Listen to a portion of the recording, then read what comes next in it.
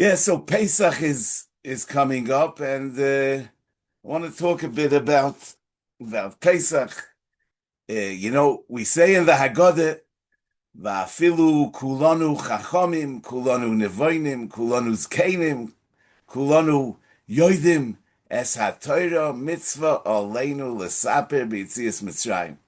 So even if we're all wise, we're all intelligent, and we all knowledgeable in Torah, still we're commanded to tell the story of Yetzias Mitzrayim. I mean, what are we saying over here? I think sometimes it's dafke the chachamim, it's dafke the wise people that gravitate to abstract ideas, and sometimes disregard the obvious, and they become detached from the basics.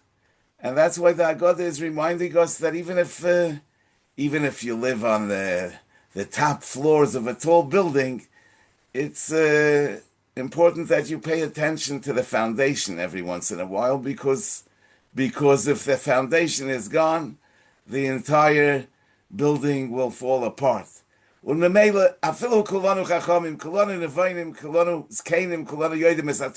Mitzvah aleinu lesaper. We have to go back to the basic story. Where are we coming from? Where are we going? Who are we?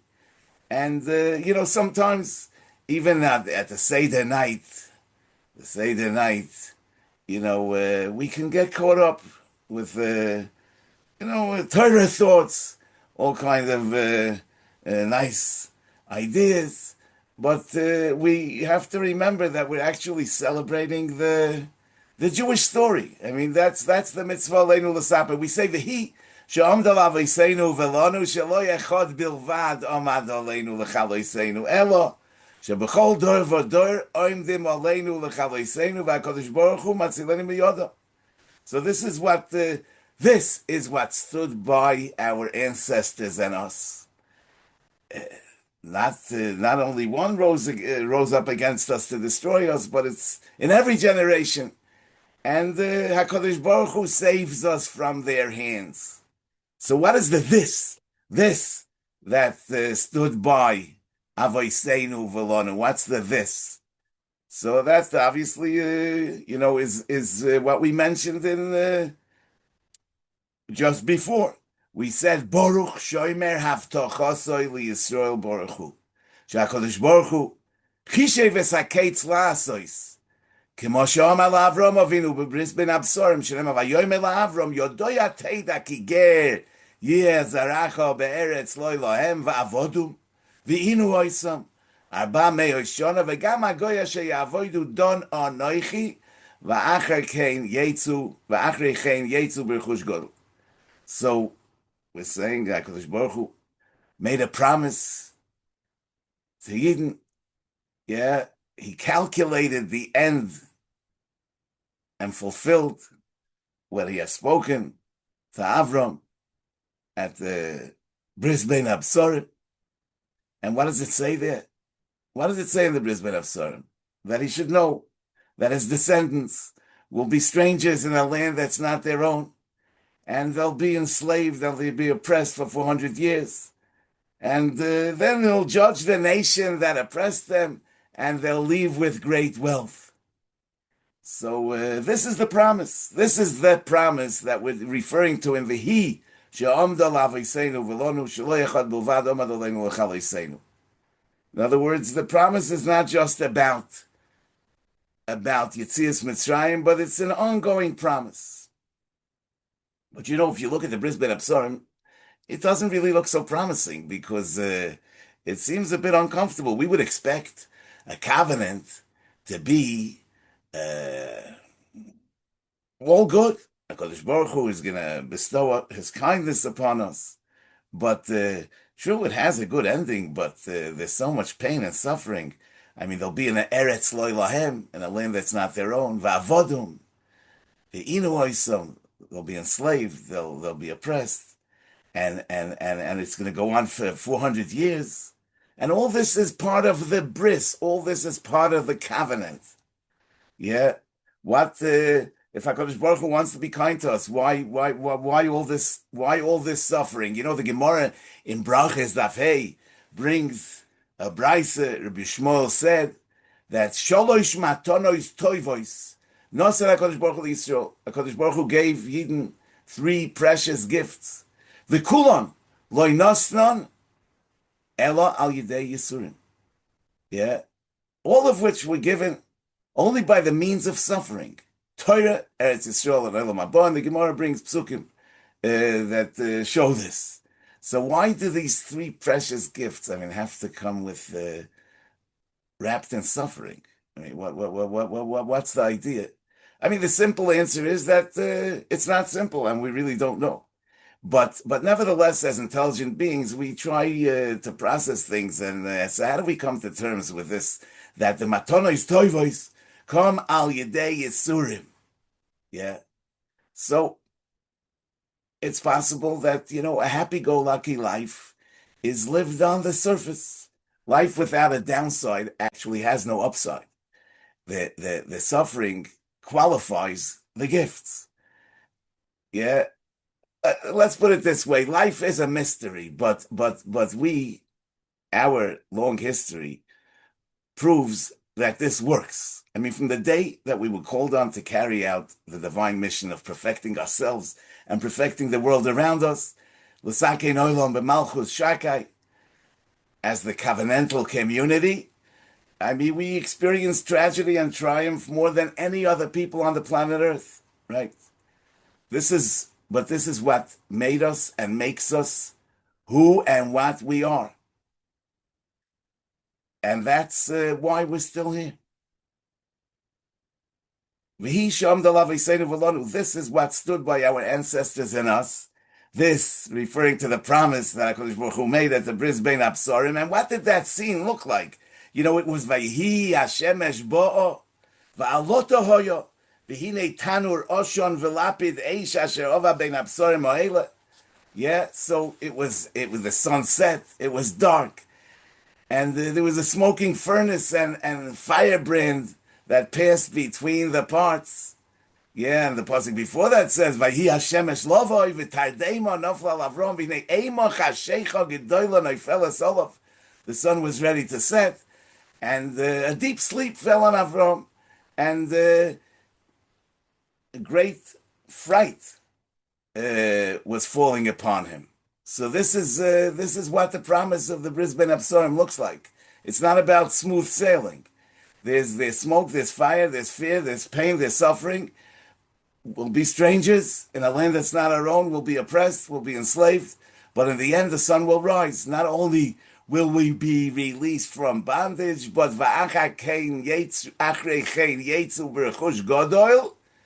which great wealth obviously doesn't just mean in material terms, but it was a growing experience. The Golus Mitzrayim was a growing experience. We became who we are through that experience. And truth be told, that without the irrational hatred towards us, we probably would have lost our way by now. Therefore, it's part of the Vehisha Amda. Actually, the Beis Halevi in Parshas Shemos, he talks about the fact that the Rebbeinu Shalom arranged that the Mitzrim Hofach Libam Lisnoi Amo. He arranged that the Mitzrim should hate the Jews in order that the Jews should preserve their identity. The Rambam writes in the Igeres Taimon. The Rambam wrote a letter to the Jews of Yemen, who in that time were being persecuted by the Muslim rulers and population. And the Rambam, it's a beautiful letter, but amongst many other things he writes. And I'll just tell you what he says. He says, brothers, you know that in the time of Nebuchadnezzar HaRasha, the Jews were compelled to worship idols, and none were spared besides for Hananiah, Mishael, and Azariah. And ultimately, Hashem destroyed Nebuchadnezzar and put an end to his laws, and the religion of truth came back to its own. Similarly, during the second Beis HaMikdash, when the Greeks ruled, the Greek rulers gained control of Eretz Yisrael. They instituted severe persecutions against against Yidden to abolish the Torah, and they had to be Mechal Shabbos, and they were forbidden to observe Mila, and they were forced to write on their garment, "We have no Chelik Be'Elokei Yisrael," etc., etc. And but finally, Hashem brought an end to their empire and to their laws. Yeah, and then he says that the the divine assurance that HaKadosh Baruch Hu gave to Yaakov Avinu, that his descendants would survive the people who degraded them. As it is written, says the Rambam, V'hoyo zaracho ka'afar ha'oretz. And listen to how the Rambam teaches this pasuk. He says that your seed will be like dust, the dust of the earth. That is to say, says the Rambam, that although his offspring will be like dust that is trodden underfoot, and they will ultimately emerge victorious, and this implies just as the dust finally settles upon those who trample upon it and remains after him, and he says that the offer covers the person eventually when he goes down into the grave. He says the offer covers the person, so it rises above him. So Klal Yisrael is like offer; it's like the earth. They're trodden upon, but in the end they will rise, and all those that step on them will be beneath them. Yeah, so he says that Hashem will come to the assistance of Klal Yisrael and put a stop to our woes and affliction. And he brings a pasuk in Yeshaya, and then he says a line like this. He says that we have a divine assurance that Yisrael is indestructible and imperishable and will always continue to be a preeminent community. And as it's impossible for Hashem to cease to exist, so the destruction of Jews and disappearance from the world is unthinkable. And like the pasuk says, Ani Hashem loy shonisi va'atem b'nei Yisrael loy kelisem. Yeah, that just like HaKadosh Baruch Hu is forever, Yidden will be forever. So writes the Rambam. Now, I'm just saying the Rambam lived in Spain. He was born in Spain, in Cordova, in 1838. And as a child, before his bar mitzvah, he already was forced to escape with his parents when the Muslims who ruled then forced their religion on the Yidden. And the Rambam's family, with many other families, they wandered to Morocco, and from there to Eretz Yisrael, and from there to Egypt. Over there, it was relatively better. It was relatively better for Jews at that time. And the Rambam rose to be the leader of the Egyptian Jews, and he was Makor of Lamalchus, and he became he became what he became, and he became what he became. But he experienced personally the dark side and the bright side of the Jewish condition. I mean, when the Rambam wrote this letter with such self-confidence that in spite all the persecutions, Eden will always rise from the ashes, it's not clear if he already knew about the Crusades which happened like 100 years before, started 100 years before in Europe. But it's also just if you think about the fact that for almost 200 years, they wiped out Jewish communities in Germany and France and England. I mean, the Balei HaTosfos, many of them were killed. Al Kiddush Hashem. I mean, they literally slaughtered men, women, and children. And the tefillas of Harachamim that we say on Shabbos was instituted after the Gzeres Tatnu, we call that, Tov Tov Nun Vov, which is Tov Tov Nun Vov is I think 1095. So the thing is like this, that and just think about the fact that immediately afterwards the Klal Yisrael bounced back. The Rishonim were Marbitz Torah. We had the Chasidei Ashkenaz Hakadmoinim, the Reikeach, Rabbi Yehuda HaChassid, and many others. So wherever Yidden were, they were persecuted by the Muslims, by the Christians. But look, in the Islamic countries, the Rambam emerged, who left us his legacy in Torah and in philosophy. I mean, it lives on forever. And in Western Europe, we had the Chachmei Ashkenaz, and then there was the great Vikuach, the disputation in Paris, where they after that Vikuach, Rabbi Chilmi Paris was involved, but there was the Gzeira of the Streifas HaTalmud. They burnt 24 wagons of Gemaras. So there was, at that time, I mean, it was all Biksav Yad. They were left with almost no Gemaras. No, I mean, but nevertheless, we came back. Years later, about 200 years later, in Italy, there was on Rosh Hashanah, they burnt all the Gemaras. It's interesting that in the Hagdama of the Gidulei Truma, Rabbi Azariah Fijo, which is a chibur on the Sefer HaTruma, which is a massive chibur, which is amazing. Anyway, he writes in the Hagdama that when he was writing the Sefer, he only had 3 entire Masechtas. I mean, it's mind-boggling, because if you look at that sefer, he has Kol HaTorah Kol on his fingertips, yeah, and there were no Gemaras, yeah. So the thing is like this, and then there was the Spanish Inquisition. Just think about it, and hundreds of years of torturing Jews that they suspected only converted externally. I mean, 300,000 Jews, they say, and in that time, 300,000 Jews over 200 years were killed from the Anusim. And the Jews that left and that escaped, I mean, in what condition did they leave? But that's in that situation, the Beis Yosef, the Shulchan Aruch emerged, the Mekubolim of Tzvas, they are all came out of the Girush Sfarad. So just think of how we constantly come back. It's v'hoya zaracha ka'afar ha'oretz ufaratzta yoma v'kedma v'tzafoyna v'negba.